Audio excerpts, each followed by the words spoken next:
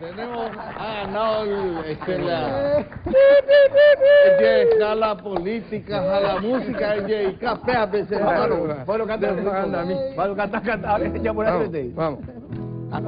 Ahora esperamos que se voy a poner mi amparo. Estamos rindiendo un tributo, una recordación a un grande, Ever Darío, nuestro hermanito que está Falleció con nosotros, a través de la guitarra de mi compadre y de usted.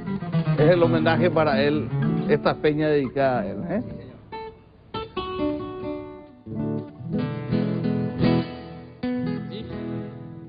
Por ahí puede ser la acordeona del amigo. Dale.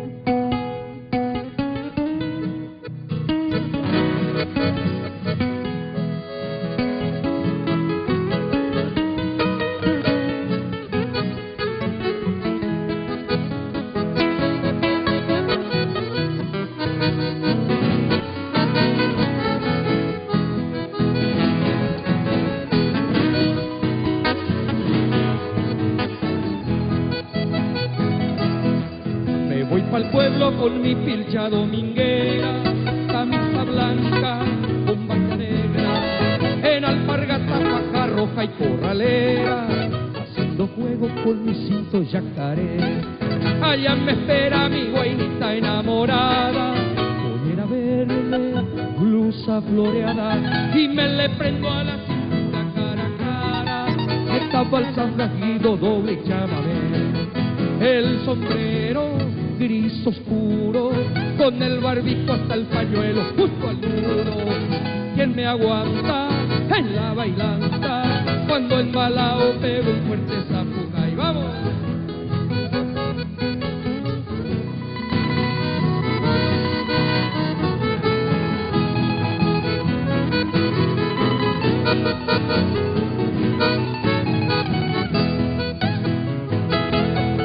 Llevo un cuchillo afirmado a la cintura, el cuerno de vaca, la empuñadura, la uso pa' todo, tiene doble afiladura, y más que nada es pa' defensa personal. Y cuando el sol está llantico a la alborada, vuelvo a mi zaino, a la ranchada, medio caúy en la billetera sin nada, pero contento por haberlo disfrutado. El sombrero gris oscuro, con el barbijo hasta el pañuelo justo al nudo. ¿Quién me aguanta en la bailanta cuando embalao pego un fuerte zapucay? Cuando embalao pego un fuerte zapucay, cuando embalao pego un fuerte zapucay.